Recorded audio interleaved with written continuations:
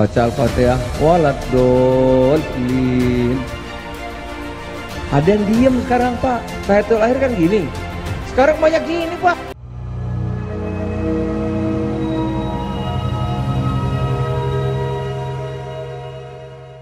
Bismillahirrahmanirrahim. Assalamualaikum warahmatullahi wabarakatuh. Alhamdulillahirrabbilalamin. Allahumma sholli ala sayyidina Muhammad wa ala ali sayyidina Muhammad. Alhamdulillah teman-teman, gimana keadaannya? Semoga dalam keadaan sehat selalu. Dan yang sakit semoga Allah angkat derajatnya dan Allah sembuhkan penyakitnya. Pada video kali ini kita akan mereaction bagaimana salah satu menteri di negeri kita, yaitu Indonesia.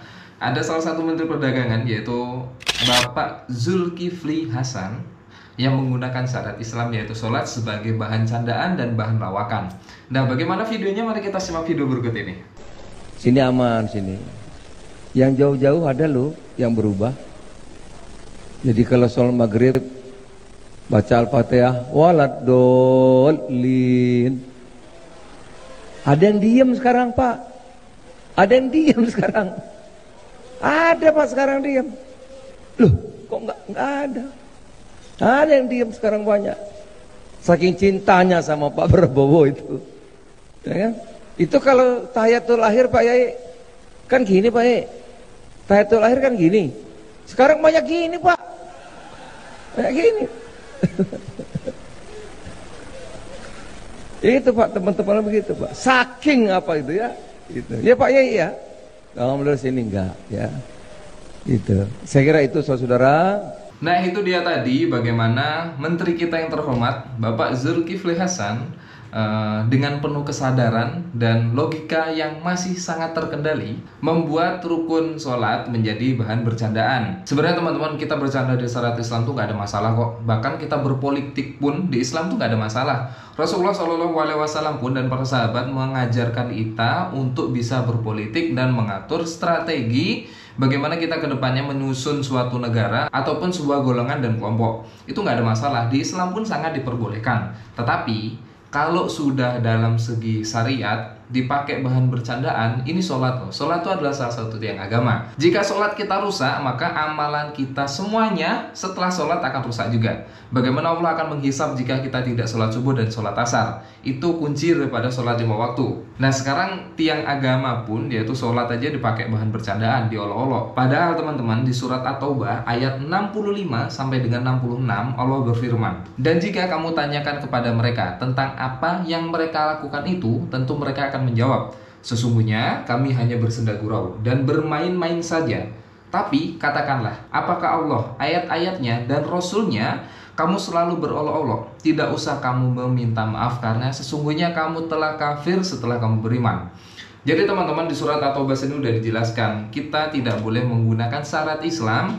Syarat Islam nih ya, sholat ini wajib loh, sholat 5 waktu ini wajib. Ada yang wajib, ada yang sunnah. Kalau dari segi tiang agamanya jadi olok-olok, nih gimana dengan kebelakangannya? Dalam artian ibadah-ibadah dan tata cara dia beragama itu seperti apa? Sebenarnya perlu teman-teman ingat, sebenarnya di sini kita tidak boleh fanatik terhadap suatu golongan. Itu sudah Rasulullah SAW telah larang kita fanatik terhadap golongan. Kita harus fanatik terhadap Islam. Karena teman-teman, agama Islam ini adalah agama yang mulia. Kita diturunkan Al-Quran dan diberikan contoh sunnah-sunnah yang diberikan oleh Rasulullah SAW untuk kita tiru dan kita implementasikan dalam kehidupan kita setiap harinya. Dan Rasulullah SAW pun telah memperingatkan kita dan mengancam. Larangan ini sangat keras teman-teman. Jangan sampai kita melakukan plesetan-plesetan dalam artian bercanda dalam segi syariat Islam yang telah ditetapkan sebagai suatu ibadah, terutama sholat. Celakalah bagi orang-orang yang berbicara lalu berdusta hanya ingin membuat suatu kaum tertawa. Celakalah dia, celakalah dia. Hadis riwayat Abu Daud nomor 4990 dan hadis riwayat Tirmizi nomor 3315. Dan sebenarnya kasus ini sudah diberikan tanggapan dan atensi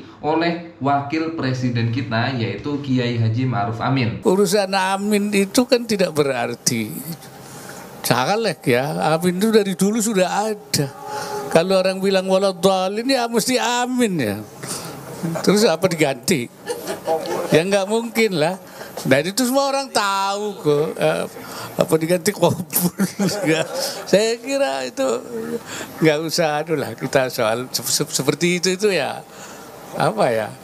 Jangan seperti kanak-kanak lah kita itu alergi terhadap masalah yang sebenarnya ya bukan untuk itu kan. Amin itu bukan untuk calon itu, tapi menjawab ucapan. Kalau orang sholat waladhdallin ya mesti amin, nggak perlu enggak. Sebenarnya ini bagus untuk kita jadikan bahan contohan. Bahwasanya sebenarnya apa yang keluar dari mulut manusia itu adalah implementasi dari hatinya. Kalau dari segi ranah agama Islam pun termasuk syariat, yaitu adalah sholat dipakai bercandaan dan dipakai bahan olok-olokan. Bagaimana dengan implementasi dan wawasan dia sebagai muslim itu sendiri? Bagaimana wawasan dia tentang agama Islam dan bagaimana pengertiannya dia tentang iman itu sendiri. Dan kasus ini sudah banyak sekali diatensi oleh beberapa instansi pemerintahan. Terutama ada beberapa golongan daripada masyarakat Islam yang melaporkan kasus ini termasuk kasus daripada penistaan agama. Dan MUI sendiri telah menfatwakan bahwasanya yang dikatakan oleh Zulkifli Hasan yaitu adalah suatu perkara yang menistakan agama Islam. Tapi teman-teman, kita fair-fairan aja deh. Ini bukan rahasia umum lagi kok. Nggak mungkin seorang menteri akan diproses dan akan ditangkap di negeri kita yang sangat akan banyak hal bercandaan bertebaran di mana-mana, termasuk menteri dan para anggota-anggota legislatif yang lainnya selalu bercanda, walaupun dalam artian agama Islam dan agamanya pun dipakai bercandaan. Dan semoga Bapak Zulkifli Hasan ini diberikan hidayah oleh Allah Subhanahu wa taala, bisa bertobat dan tobatnya diterima oleh Allah Subhanahu wa taala. Itu aja untuk video kali ini, dan jangan lupa untuk teman-teman yang lainnya tetap support terus channel ini dengan cara mengklik tombol like, subscribe, dan komen sebanyak-banyaknya untuk kita bisa berdiskusi mengenai video yang sedang kita bahas pada kesempatan kali ini. Dan jangan lupa bisa teman-teman share video ini jika memang dirasa bermanfaat. Barakallahu fikum. Assalamualaikum warahmatullahi wabarakatuh.